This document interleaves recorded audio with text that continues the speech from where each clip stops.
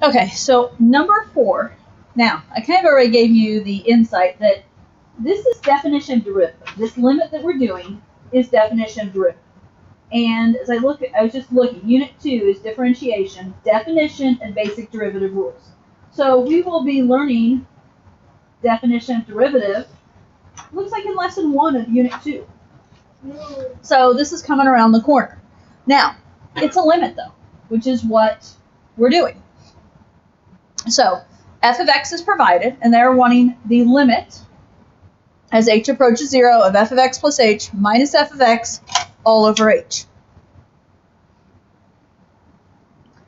When you see f of x, that's going to be the easy one to plug in, right? I think what I'm going to have us do is let's do side work for a moment about what f of x plus h looks like. So if f of x is 3x squared plus 4x, we're going to do this on the side for the moment, then what is f of x plus h? Because this is the key to being able to get this problem right. Okay? And the idea, if you remember how functions work, every place we see an x, we're going to replace it with x plus h. So right here, there's an x. What am I going to replace that with? X plus h. Right here, there's an x. What am I going to replace that with? X plus h. So as I write this out, it's 3 times x squared, except we're not using x now. What am I using? X plus h. So I took this x and I replaced it with x plus h. Plus 4 times x. Except what am I replacing x with? X plus h. And so every place I saw an x, I popped the x out and put x plus h in its place. Now, there's some serious cleanup we can do here, yes? X plus h quantity squared. What does that mean? X plus h times x plus h, which means we're going to have to FOIL it. So when you FOIL that, x squared, x times h is hx, plus another h times x is hx, plus last, which is h squared. That's just the FOILing part. If I clean that up, x squared, hx plus hx is 2hx plus plus h squared. What it says there, you can read. So that right there is x plus h squared. Now, what are we supposed to be doing with it? Multiplying it by 3. And don't lose this piece, yes? It was plus 4 times x plus h. And at some point, I should probably go back to actually working the limit, but if we distribute, I've got 3x squared plus 6hx plus 3h squared. Distribute the 4, and we have plus 4x and plus 4h. Now, at this point, I'm going to go back to the limit. So, the limit as h approaches 0. Are you guys okay with this? This right here is the worked out version of f of x plus h, yes? So that is going in place of f of x plus h. And we still have the other piece, yep. So 3x squared plus 6hx plus 3h squared plus 4x plus 4h. That right there is f of x plus h. And then what do we have to do? minus, and what is it we're subtracting? F of x. What is f of x?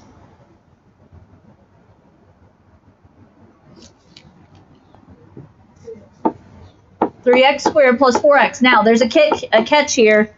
That 3x squared plus 4x needs to go in parentheses because you're subtracting f of x. So we're subtracting the whole quantity, or in other words, I'm trying to say we're subtracting both terms. Got it? And this is all over h. From here, we're down to cleaning up.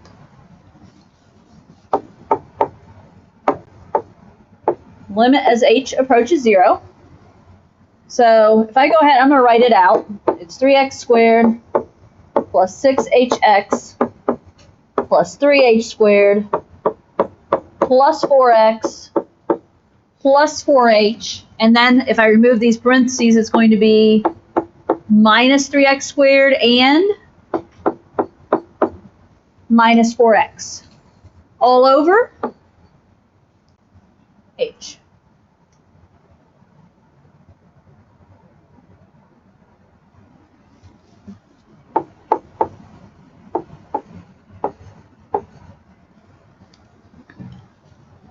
You see some stuff happening?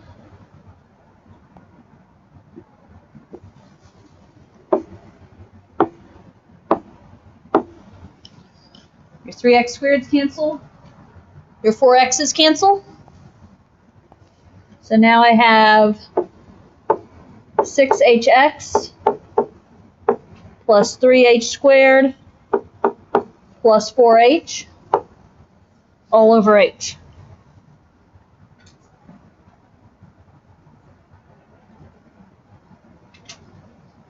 If I plug h0 in for h right now and use direct substitution, you're going to get 0 over 0.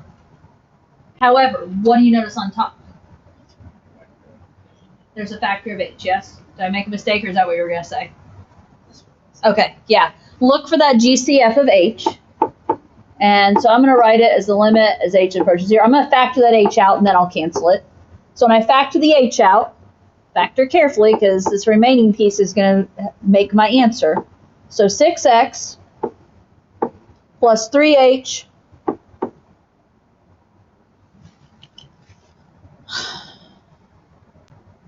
that's not just supposed to be an h, it's supposed to be a 4h, correct? I don't know what I said versus what I wrote, but I knew that was supposed to be more than 4h, or more than h. So plus 4h? No. This term is supposed to be 4h right here. When I factor the h out, it is a 4. Am I there now? Okay. Sorry, when you go back and fix, it's hard to fix and make it all happen. So then we have h over h. And yes, the h can cancel. So officially we are doing the limit as h approaches 0 of 6x plus 3h plus 4.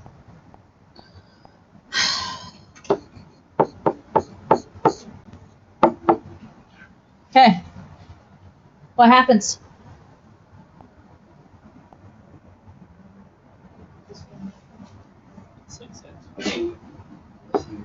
H goes to 0, yes. And so when h goes to 0, 6x plus 3 times 0 plus 4 leaves me with 6x plus 4. That was a doozy. It is a doozy, isn't it? Is that going to be on the steps? Will that be on the test, maybe?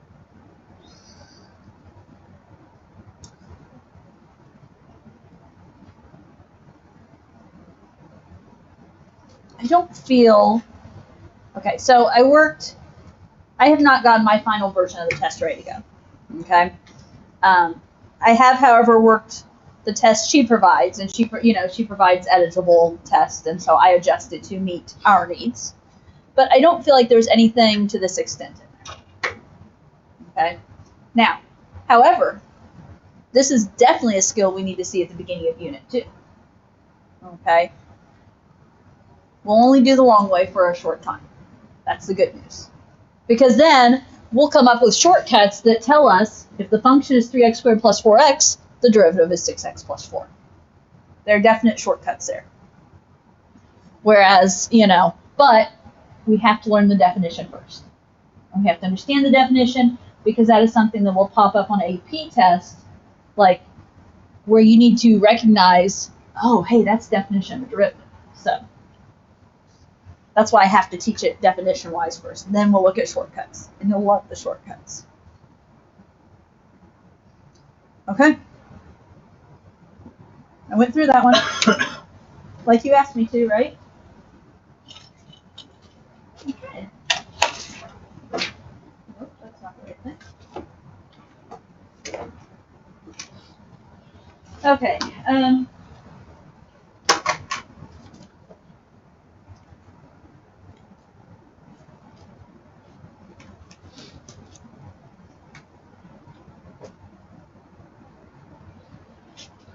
Okay, what other review pieces should we look at?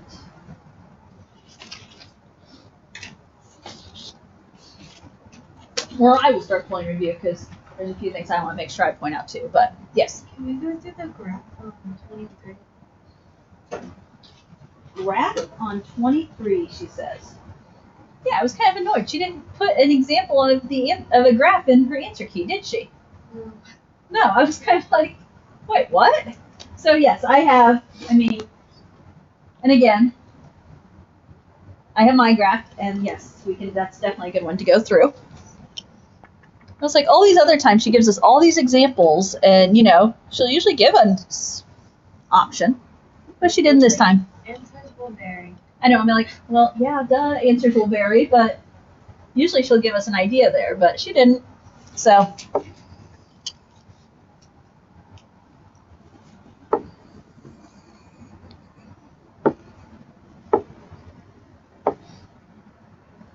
Okay.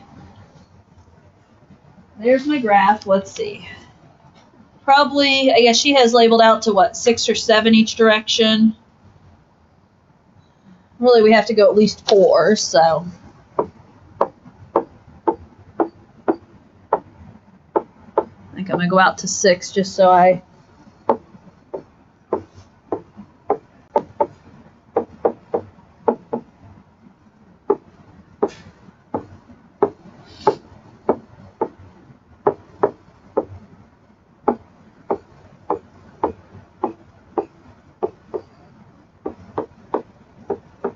Okay, we got all we need there?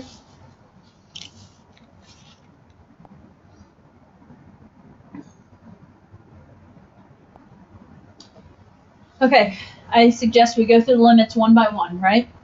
And what do they tell us?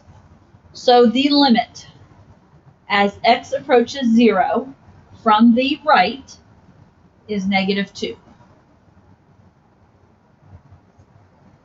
So what's that saying? As x approaches 0 from the right, so 0 being y-axis, yes? As it approaches 0 from the right, we don't know what it's doing yet, we don't have that information. It's going to approach what? -2. So I just kind of put a circle there, and I'm going to have to come back to that. But here, it's a circle, and I've got a little mark on the right. That's just my reminder to myself, because I can't just say it does anything from the right. But that's what I know. Make sense? Okay. Do we go across or down? Let's go ahead and go across. The limit as x approaches 0 from the left equals 1. So what's that going to tell me? As my graph comes in here from the left and approaches 0, which is the y-axis, we're going to land at 1. I'm just going to put a little mark over there as my reminder, because I'm going to have to circle back and figure out where is it coming from. Okay? F of 0 equals -1. Oh, what's that tell me? There is a point there, yes? Now, and I will tell you, the first time I went through this, I put open circles because does a limit guarantee it to be a closed circle? No, the limit's just saying it's approaching that. So I left it as an open circle when I first, this is the same way I thought through it my first time through it. I left it as an open circle with the idea of I'll fill them in later if I need to. Well, right here, we just filled it in right here. So it's not going to, I mean, if it's a function, it's only going to exist at one of those points. So those are going to be open circles, in my opinion. The limit as x approaches infinity is 3. So as x approaches, and that's positive infinity, so what's that saying there? As x approaches positive infinity, my graph is going to run around the y value of 3. So that's our way of saying there is a horizontal asymptote at 3. Now, I know we haven't read ahead yet. Don't make that asymptote all the way across your graph, though. Just saying. Okay? It's saying as x approaches positive infinity, this is 3 here, right? There's going to be, so as we go off to positive infinity, there's going to be a horizontal asymptote there. And as I said, she does some weird things with her graphs. I don't know. Not ones that you'd necessarily see as functions, but you can make random graphs out. So there's going to be a horizontal asymptote over at the right. We don't necessarily know right now whether it's going to be above that or below that until we continue a little bit farther. Okay? Where am I at? The limit as x approaches 2 from the left is infinity. Is positive infinity. So as we approach the x value of 2, my graph from the left, my graph goes towards positive infinity. What are we saying is at 2 then? That's a vertical asymptote is what they're trying to tell us. So I am going to go ahead and draw in a vertical asymptote at 2. And you could go ahead and connect something here if you want. But it says it approaches positive infinity, yes? So, did you see what I did there? I just kind of drew the arrow at the top, like, I know it's going to go up to infinity coming from the left. Now, what can you probably figure it's going to connect to at this point?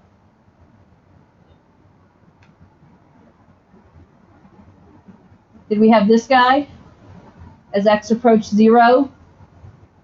From the right, my limit was going to -2, yes? So, looking at how close we are, those are probably going to connect. And so, I'm going to go ahead, and I just did that. It's kind of like half of a parabola type thing, but it's going up towards infinity.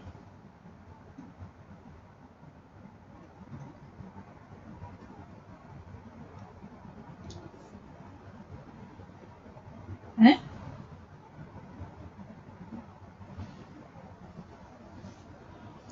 As x approaches 2 from the right, we go down to -infinity. So, we already talked about there being a vertical asymptote. There's another reason why there's a vertical asymptote, right? Because we're going, now it says down to -infinity. So as x approaches 2 from the right, so as we come in here, we have to go down to -infinity. So, I know my graph is going to end up going down there, yes? Do we have any other information over here? Well, the only other thing we have over here on the right is this horizontal asymptote. Remember, as my graph goes off to positive infinity, is going to approach the y value of 3. If this graph has to go down here along along 2, and it has to go out along 3, can you guess what it's going to look like?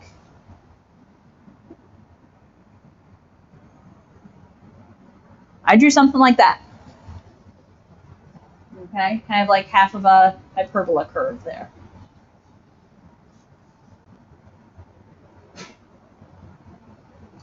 And we have one more limit, yes? The limit as x approaches negative infinity is 4. This is why earlier I said don't draw that horizontal asymptote all the way across. As x approached positive infinity, my graph was approaching 3. But as x is approaching negative infinity, my graph is going towards 4. So as x approaches negative infinity, so as x goes to the left, my graph is approaching the y value of 4. So on the left side of the graph, we have a horizontal asymptote at 4. Now, what's that going to connect with? I know it's going to be down below here because it's going to connect with my point here at 1. And I think I drew something like that.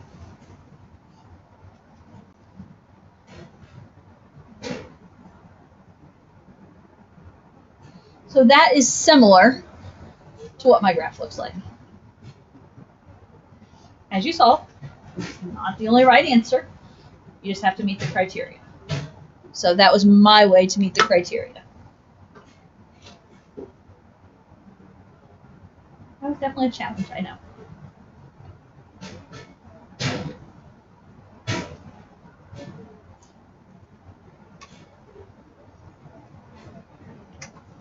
Some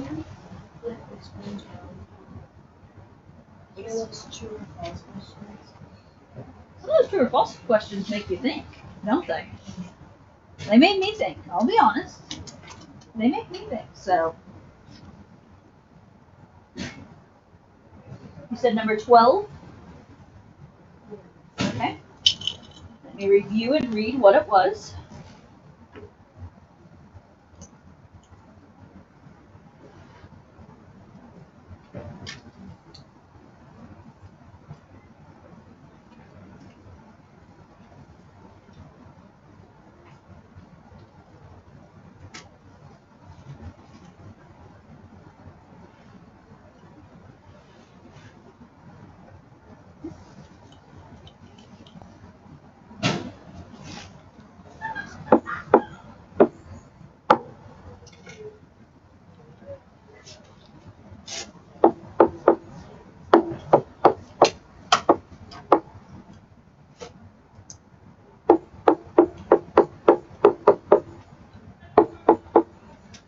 Right now the provided information. I probably could have skipped this part, but that's alright.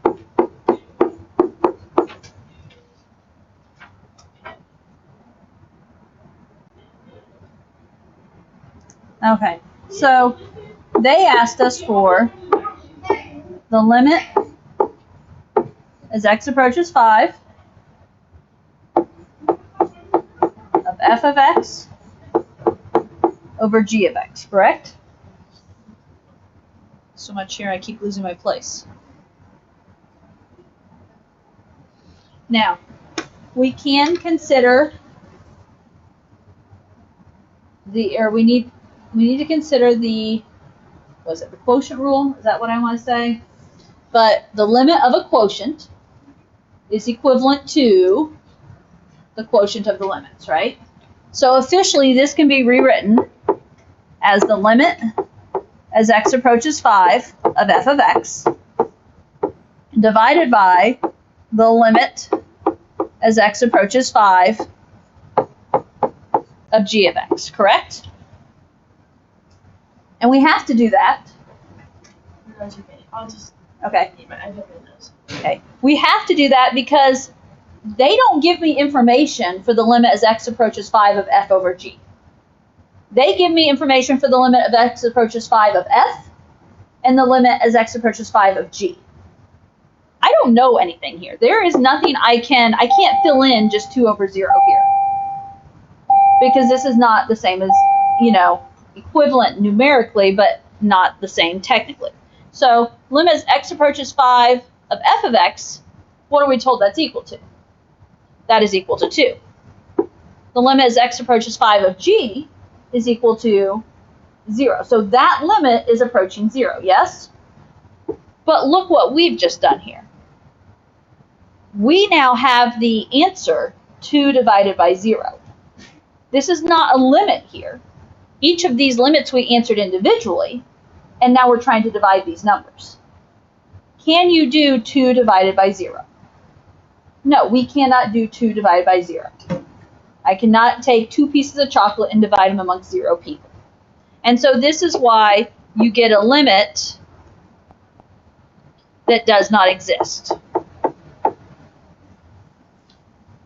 It's slightly different if it's within the limit you're dividing by 0. Because it then is that limit is getting closer and closer to 0, so it's getting smaller and smaller. But here, we're just doing the fraction 2 divided by 0, and that does not exist.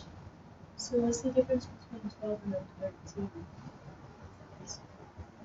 I had this one as true, and then I thought 13 would be true. So 13, you get, okay. So 13, there's a fine line there. 13, it says, then this limit does not exist. And if you look at 13, and I don't know if I can do the workout if I need to, but if you look at 13, you get 0 over 0, correct? So 0 over 0, it's not just that you're dividing by 0, it's a 0 divided by 0. And that's one of those what we call indeterminate forms. And so with an indeterminate form, such as 0 over 0, it's not that it doesn't exist. It's just it's not in a good form for us to do the work right now. And so this is where we talk about, okay, maybe trying to factor. Maybe, we don't have the information here. We just call them F and G, so we can't go any farther. But this is where you might need to factor. You might need to rationalize a denominator or something. This is where we're not going to say the graph does not exist, because it's an indeterminate form. We need to work farther with it. So I feel like she's being real technical there. Now, I will tell you, she's using these for review. There's no true-false questions on the test. Okay, that's more reviewing. She's using those as review for the topics. So if it's 0 divided by 0, it's an indeterminate form, which if I ask you to find that limit, and you're getting 0 over 0, you need to go farther. You need to maybe check out the limit from the left, the limit from the right, maybe factor, simplify the fraction, see what you can do in those senses. Okay? But 0 over 0, so yeah, 0 over 0 is indeterminate form.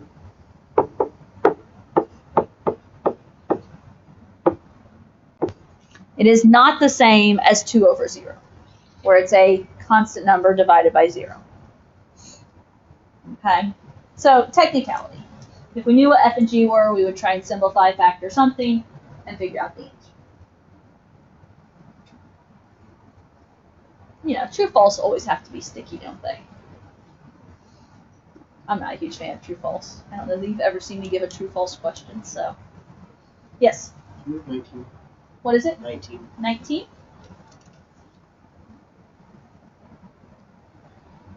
Yes, we can.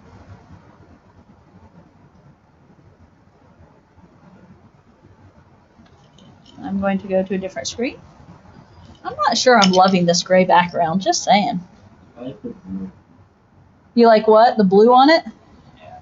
See, I kind of liked the purple on it, but I don't know. That blue? Oh, you know what would be good on it? Like a navy blue. That's what would be good on it. I'm going to change it up here. Okay, sorry. 19. We are provided. Huh? Look how better that looks.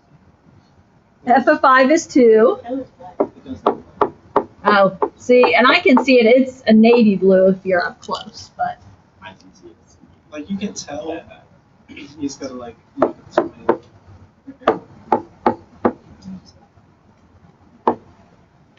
You're wearing glasses too.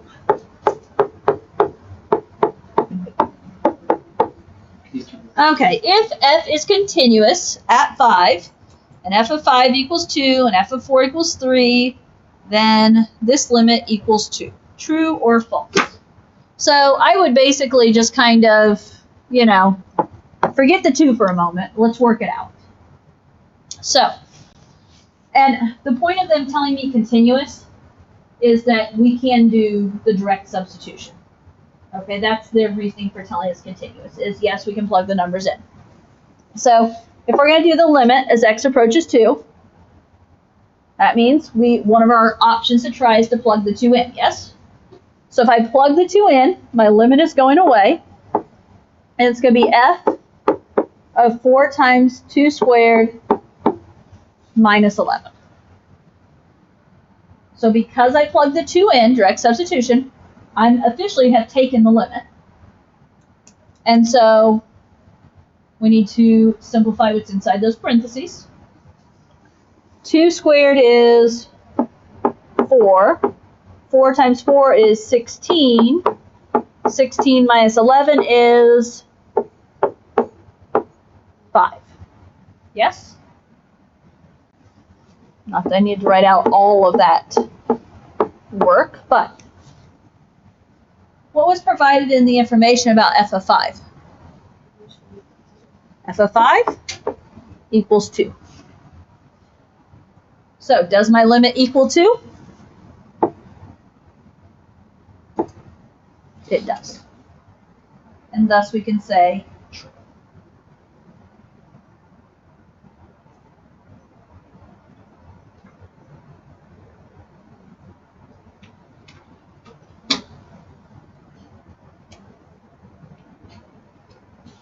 Okay.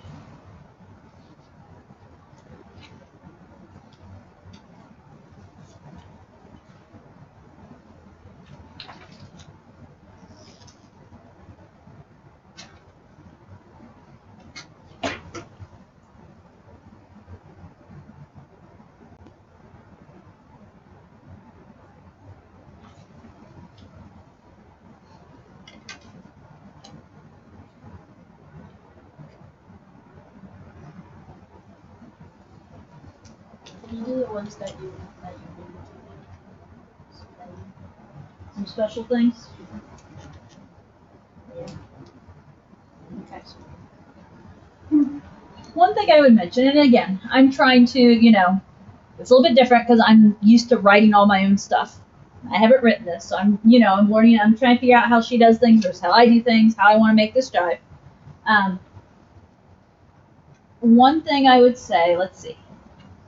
So she threw in a few things on the test. She kind of did this on the quiz too that I didn't feel like were explicitly reviewed on the review worksheet, which I would have, made sure to do. For one, do you remember these? She threw those in. Now, where could you see an example of those? Weren't those on the quiz review worksheet? Yeah. So it wouldn't hurt to go back to the quiz review worksheet and look over a few things, such as she threw these things in, which basically said if you have 7.9, that doesn't round up to 8, that goes to 7. You remember that? Okay, so that's one thing I would mention. With that in mind, I would go back and check out the quiz review. Look over that. That would be a suggestion I would make. And again, I haven't made my test yet, so what's going to land on the test, what's going to not land on the test? I haven't decided yet. Okay? Sorry, I know, last minute. But I saw a problem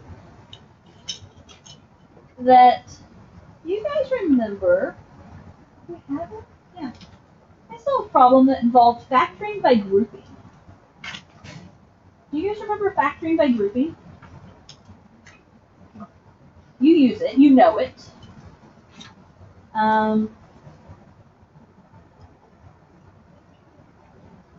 Let's see. Let's practice a factoring real quick of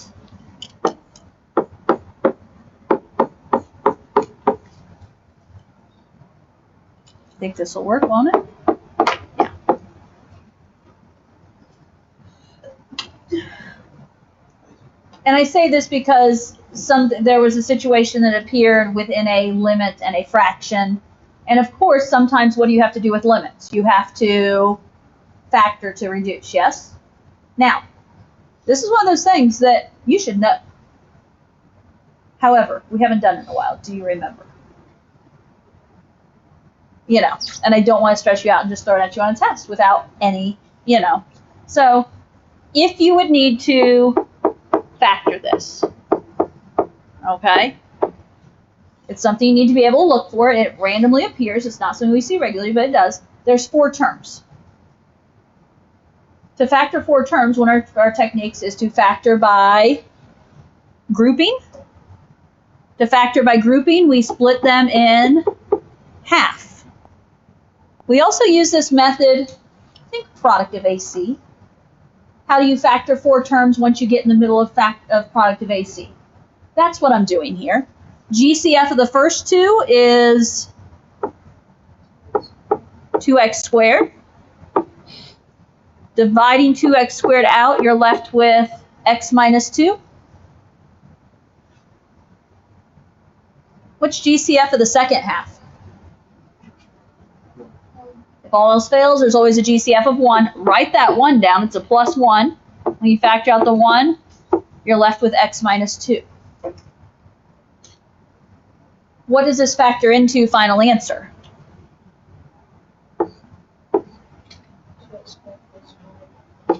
Your GCFs of 2x squared plus 1 and your common factor of x minus 2. That's familiar, yes? I just feel it makes me feel better if I mention it to you. Okay?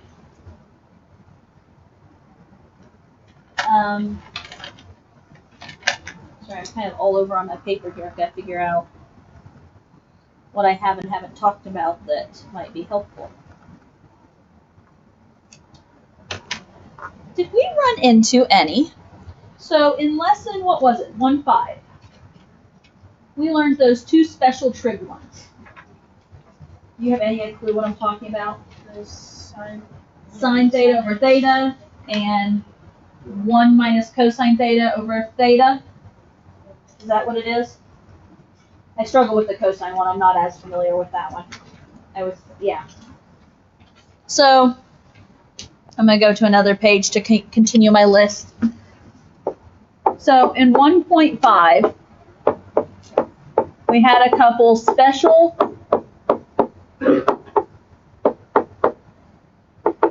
trig limits to watch for, yes? And then within the 1.5 homework, do you remember how those would randomly appear at times? Okay. Well, did you guys notice any of these on the review worksheet? I didn't notice any of them on the review worksheet. But I did notice where it could appear on the test. Okay. I know. I'm going to have to decide how I feel about her review worksheets in the future. I didn't plan far enough ahead. This is where I'm trying to make it better, right? So the fact that what? The limit as theta approaches 0 of sine theta over theta is 1. And the limit as theta approaches 0 of 1 minus cosine theta over theta is 0. So a good place to review those might be looking back at a few 1.5 homework questions that we use those, right?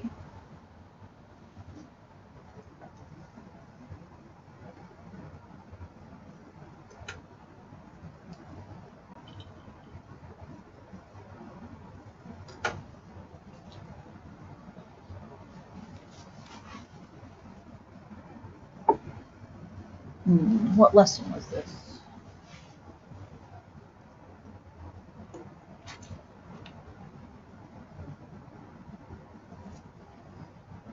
Functions. Now, we did a little bit in the true-false, like I'm going to back up here for a moment. Like, this problem we just talked about, there was a little bit of, functions thrown in, yes? One thing I did not see thrown in was function composition. And this will take us back to lesson 1.3.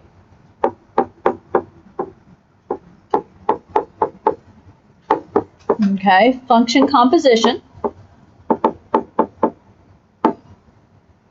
For instance, the limit as x approaches 0 of f of g of x.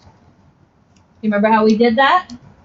And we've done a lot with the adding rules, multiplying, this is where we learned adding, subtracting, multiplying, dividing rules. But the fact, knowing that this can be rewritten as f of the limit as x approaches 0 of g of x. Okay? On the quiz review worksheet, I think I only saw one of these, and it was like a special case. I'm just asking you to think about the basics. Okay? So, I feel like, did we do these with a chart maybe? I'm trying to remember how we did them at the time. I think it was a short. Does a chart sound familiar? That's what I'm thinking. I don't know how else. I'm trying to think how else we would have done this. I think, yeah. I feel like it'd have to be with a chart. Yeah, like the values of Yeah. get G of X. Yeah, because they had one that had like H as well. Yeah. So, I was flipping through. So back on our homework, it's on page 22. There were a few type examples here. So page 22 in your notes or in your books, right? So there's a few examples here that, kind of remind you what to look for there. Okay. Not looking for the special. Like on the review worksheet, we had a funky did not exist one. I'm just basic. Nothing fancy here. Okay. Here's interesting. Again, I don't know what I'm putting on the test yet. I'm afraid you guys are going to kill me here. I'm not trying to. Okay. Here. This is an easy one. Okay. Delta x. Delta x in math, in calculus, is just a variable. Okay? It's a variable. So when you see delta x, I don't want you to freak out and be, what is delta? What? Like, I don't think she's used that yet. It comes up a lot with definition of derivative. So she's kind of previewing the future with you. Okay? So just realize that this is just a variable. Now, I might change it and take it out of the test, so it might not even be there. But,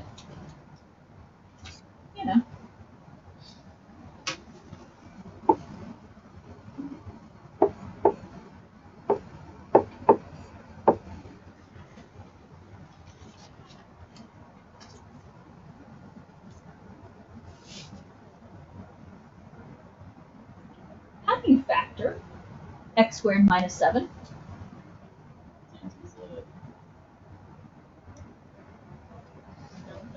Let me ask, okay, side note.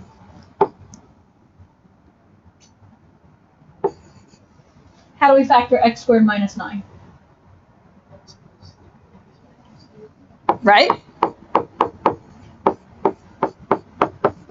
X plus 3x minus 3? Okay. Apply. How do I factor x squared minus 7?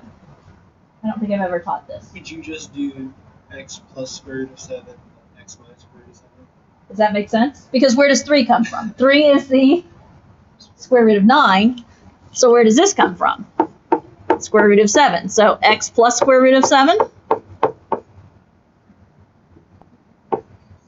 X minus square root of 7.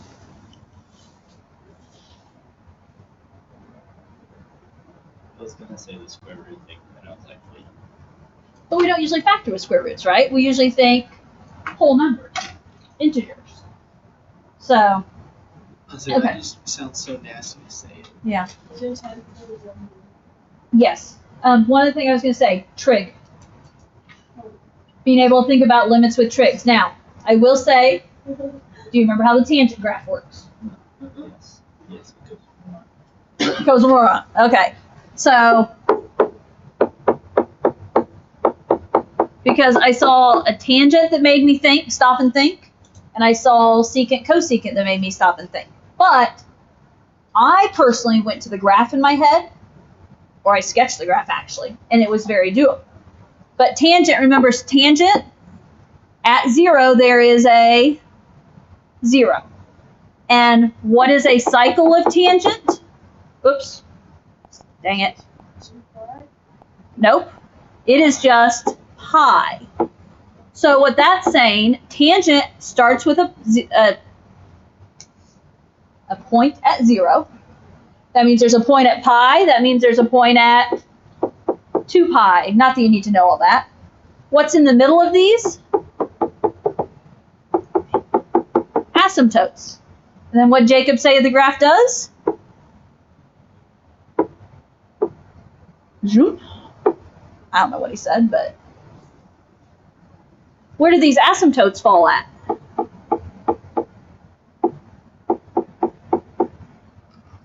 Pi over 2, 3 pi over 2? Yes?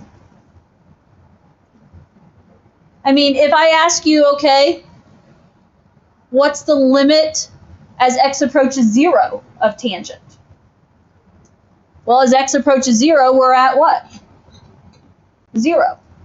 What about as x approaches pi over 2? Well, the limit as x approaches pi over 2 in general doesn't exist. If I ask from the left, you're going to positive if you're infinity. If you ask from the right, you're going to negative infinity. Do you see how the graph works here? How if you can sketch that graph on your paper, that's easily doable, isn't it? But if I just ask you the tangent of pi over 2, it doesn't exist, so you have to think of it, you know. Just remember secant and cosecant.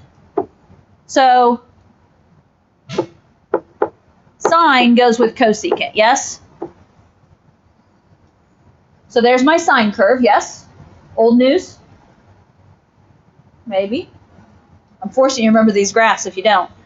So what's cosecant do? It does the parabolas, yes? And again, it's thinking about what those values go to. The fact that these parabolas meet at -1 and 1. You know, just, we have to remember this stuff. And she's not giving you guys any time to refresh it. Now, I'm trying to help you out here, okay? I know I've given you a lot of tips, and sorry. I'll try and get better for next unit. Megan, what one did you want to look at real quick? The on 24, the g of x is like formula. What do we use it for? 24. G of x, you're using the formula given up in the directions. Right. Okay. We plug 2 in. So which one? Like on A. Like how do we go through that? Okay. 24a. The limit as x approaches 2 from the right of f of x plus 5, whoops, g of x. So, yes, basically, so when it comes to f, you have to look at the graph, right? So when I look at the graph, which you have in your notes, as x approaches 2 from the right, what are we approaching? And that's just a plain old 1, yes? Now, unless we have a reason not to, when it says 5g of x, it's going to be direct substitution. So we're going to plug in, it's going to be 5 times. Now, g of x is what? Square root of 4 plus x squared. So it's going to be square root of 4 plus 2 squared. So square root of 4 and 4 is 8. 1 plus 5 square root of 8 is an answer. Officially, what can square root of 8 do? 8 is 4 times 2, correct? The square root of 4 is 2. So 5 times 2 times square root of 2, or in other words, 10 square root of 2, except I dropped my 1 at the beginning. So she has in the form 1 plus 10 square root of 2 is what your answer key says. Does that help a little bit there? Yeah. Yeah, I got it. It is kind of, my brain struggles when I have to do a graph and, like, you've got to put all the pieces together. Continuity. Limit from the left, limit from the right has to equal the point. Yes? All three of those things have to exist. She's got various things in there. Non-removable, removable. You guys know that stuff, right? IVT, intermediate value theorem. That's fresh in your brains, right? Know the pieces there. Okay. After school, before school, homeroom. Stop by and see me if you have questions. Okay? And I will get this video up because Maddie's going to want it. So the rest of you will have the availability if you need to go back and look at it. It'll be here.